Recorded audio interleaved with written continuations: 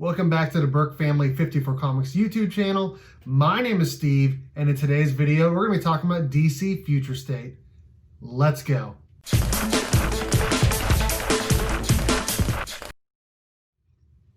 Alright guys, before we get into today's video, I do want to remind you that I'm doing my 2,000 subscriber giveaway. I'm giving away a Batman 24 and a CGC 9.8, as well as a TMNT Last Ronin #1. A link to my giveaway video is in the description. Alright guys, DC Future State was launched this week with mostly favorable reviews. In today's video, I'm going to be joined by some of my best friends in this comic book community to talk about DC Future State and what it means for the DC Universe. To hear more about DC Future State and how it was created from the pages of Dark Knight's Death Metal, we're going to bring in Mark from Legion of Comics. Mark, how's it going? It's going good, man. Future State really surprised me. It was a lot stronger rollout than I anticipated. So let's talk about what got us here to begin with. And that was Dark Knight's Death Metal. Issue number 7 just came out this past week, and it was the finale to DC Comics' mega event of 2020. So at the start of this issue, we see Wonder Woman, who's been escalated to God level, face off with the Darkest Knight, the cosmic powerhouse formerly known as the Batman Who Laughs. So we find all of Earth's heroes and villains across the multiverse at a crossroads with only two outcomes. Either the Darkest Knight destroys the entire multiverse and recreates it in his own twisted image, or the hands of creation erase it altogether without a fresh start. Wonder Woman, despite these tragic options, remains true to herself and her values. She will not be corrupted, and she ends up defeating the Darkest Knight. The hands of creation see this selfless act and spare the multiverse from ruin and us readers from yet another hard reboot. But what remains is an Omniverse united, a continuity that is wide open, a rich history where everything that has come before is canon and has happened. So what is Future State? It's a glimpse into the possible unwritten worlds of tomorrow, rooted in the newly structured and infinite DC Omniverse. Thanks, Mark. We're going to do a quick snapshot of each DC Future State book that came out this week as DC launched its line-wide event. The first book up we're going to talk about is The Next Batman, written by John Ridley with art by Nick Darrington. This story takes place 5 years into the future as the Magistrate, a paramilitary organization, has taken over Gotham City and outlawed masked individuals. We find the new Batman now in a full face mask as to not reveal who he is, saving other masked individuals, both good and bad, as a Magistrate is not far behind. The reader is led to believe it's either Luke Fox or Tim Fox. The book ends with masked individuals going after an ex-cop. This book really touches on everything that Batman is and should be. He's grounded, smart, and a mystery. An overall great first issue. The art really reminds me a lot of what Chris Samney is doing over there in Firepower, with refined edges and solid colors. It's very much a really good comic book. The $7.99 book also includes 2 extra stories, The Outsiders and The Arkham Knights. Now we're going to go to Ryan Pond, also known as New Guy here on YouTube, to talk about Future State Harley Quinn and Swamp Thing. Thanks for letting me be a part of this, Steve. I'm pretty excited about Future State moving forward, and the first book I want to talk about is Harley Quinn. Stephanie Phillips and Simone De Mayo have done something really interesting here. They took Harley Quinn and they put her into a prison, and she's being interviewed by Jonathan Crane, who is trying to tap into her experience as a psychiatrist to get into the heads of some of these villains so he can send the Gotham City Police Department out to capture them. And for each one that's captured, Harley gets some sort of reward for her compliance.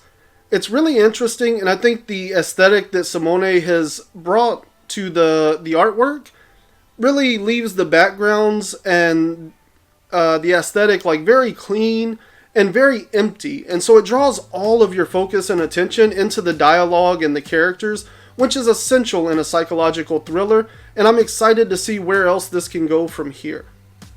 The other book I really enjoyed is Swamp Thing #1, and this is written by Ram V, and the artwork is done by Mike Perkins, and this is Swamp Thing in the very distant apocalyptic future. It takes place like 2,000 years in the future. All of humanity is gone, and Swamp Thing is a character that's always longed for that connection with humanity and other living creatures. So to see him in a world that's void of all of that makes things really interesting.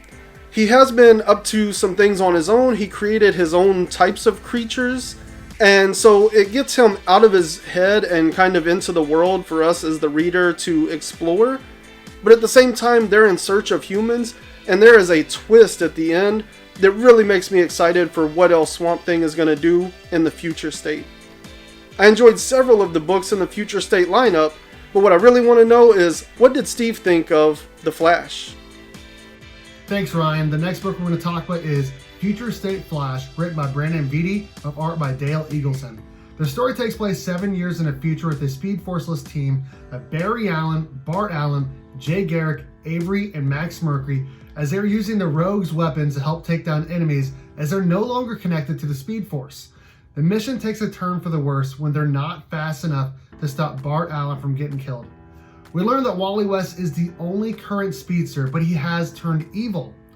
But Barry Allen believes they're still good at him despite him killing innocent people, including Wallace West. The team tries to tap into Wally's head to learn what is taking over his body.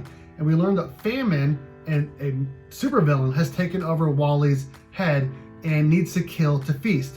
In the process of trying to help Wally, Jay Garrick is killed, and Barry Allen is faced with the only possible solution: to stop Wally from running completely. It's an overall great read and fantastic art. I'm really looking forward to issue 2. Now let's hear from Mark again from Legion of Comics to talk about Wonder Woman and Superman. Absolutely. Let's start with Wonder Woman first. Wonder Woman Future State issue number 1, set in 2050, and it's written by Jolie Jones and illustrated by Jolie Jones. So what we see is a brand new Wonder Woman. This is Yara Flor, and she's not from Themyscira. She's from the Amazonian rainforest in South America. So this story starts out with just enough backstory to give you what you need, but just enough mystery to keep you wanting more. And it immediately introduces this brand new Wonder Woman in full superhero attire, doing what you'd expect a Wonder Woman to do. It's a very familiar setting with her fighting monsters, but she's doing it with a whole new style and a whole new attitude. And this book gives me a real sense of sisterhood, which you would expect to find in any Wonder Woman story, as the main story finds her fighting her way into Hades to save one of her Amazonian sisters. So you see her going through this journey head first, bold and arrogant into the unknown, which is pretty cool because this is a cocky Wonder Woman. It's kind of some of the elements that make her her own. So I find enough similarities in this character to make her feel like Wonder Woman. It doesn't feel far-fetched, but there's so much new elements to it that definitely brings its own stuff to the table. As well as her new suit, it's very recognizable, but also original. Same with her weapons. She has a sword, she has a lasso, but they do not look like Diana's. So I think that there's a lot that I'm going to be looking forward to with this series. The artwork is great. It feels just familiar enough to be Wonder Woman like it's supposed to, but completely fresh and brand new from all other angles. The next book I want to touch on is Future State Superman of Metropolis issue number 1. And this one is an oversized issue. It's 48 pages. The price tag does reflect that. And this book sets in 2030. So we see writer Sean Lewis and artist John Timms take on this title. And we have Jonathan taking up the mantle as Superman. Clark is AWOL. He's nowhere to be found in this issue. So with his son stepping up to the plate, we do see him aged up a little bit. We see him in an awesome new outfit where it definitely has all the classic feel to it that you would expect as a Superman reader, but it also has his own new look and his own new swag to it. There's no cape. The S is there. It's got a little bit of different flair to it. But it was really cool because this book starts out with a solid world where there's clearly a lot of backstory involved, and they jump right into it. They don't waste any pages or any real estate in this comic going over unnecessary stuff. They just start the plot and get it running right from page 1. And we see civil unrest in Metropolis, where the city is divided into where it looks like a mutated form of Brainiac has half of the city on the side of him and this hyper AI tech that he's rolling with, and the other half of the city that wants to shut it down. And we see Superman, almost said Superboy, but we see Superman's actions moving forward, reflecting his immaturity and his lack of experience, where his decisions are highly questionable and his methods are just as questionable. And he even has a lot of conflict among his allies about how he's doing things and how he's moving forward, which I think is awesome because we're so used to seeing Superman, and it's kind of gotten boring over the years where he's always knows what to do. He's always going to pull through in the end. He's always been that Boy Scout. Well, this is an unpolished Superman, which I think is definitely needed right now to get that fresh start going with him. So I really enjoyed it a lot. I'm definitely looking forward to more from this title. And as those bonus issues I mentioned, we have The Guardian as well as Mr. Miracle. It's the Shiloh Norman Mr. Miracle as bonus stories to help expand this universe and give us a little bit more of what's going on in this timeline.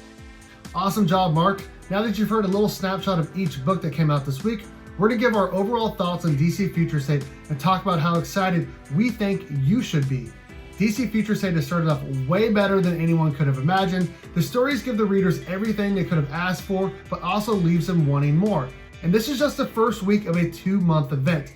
We haven't even talked about The Dark Detective, Justice League, Teen Titans, Nightwing, Shazam, or any of the other books coming out. I think what makes DC Future State great is that it plays into the history of the DC universe while also updating it with 21st century characters and adding new villains. DC Comics fans and comic book fans in general should be very, very happy with how the DC Future State is looking. Ryan, what do you think of DC Future State, and should people be excited about the rest of this line-wide event? I was pretty open and vocal from day one about how I felt about Future State. I didn't think it was a good idea. I thought it would probably fail. I thought that it was going to be really bad, especially once they took 5G and collapsed it down into like a 2-month event of sorts. But reading this first week of books, I'm really excited going forward. I was a naysayer from the beginning, and now I've been proven wrong, because in this first week what we've seen is the writing and the art are pretty incredible. And they've tapped into a lot of talent outside of the main comic book industry, as well as stuff like animation writers and some novel writers and things like that. And so people are bringing fresh and different and new ideas to the table across the board. And I'm really interested for how all of these different mediums and concepts and creative styles can be folded into comics and create something interesting for the DC universe moving forward into the next phase. I think it's really interesting. I think it's really cool, and I've been proven wrong in assuming that it was going to be bad. So I'm going to try to continue to keep up with every book that comes out for the next 2 months. That being said, my name is Ryan. I go by nuexguy online, nuexguy. And you can find me pretty much anywhere. I'm on Twitter, Instagram, YouTube, TikTok, and LinkedIn. So wherever you're at on the internet, I'm probably there also. Just look for me.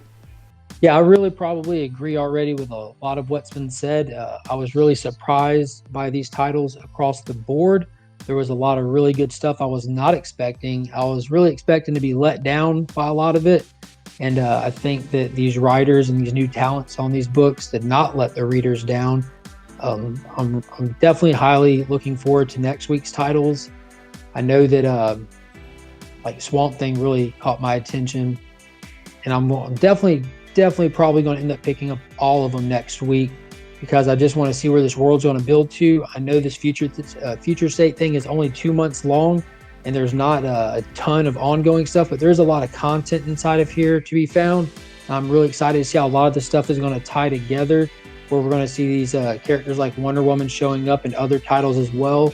Y'all know that I'm a big hound for continuity in DC, so I'm excited to kind of pull those puzzle pieces together, being that most of these titles are taking place on different parts of the timeline, which I thought was a great idea.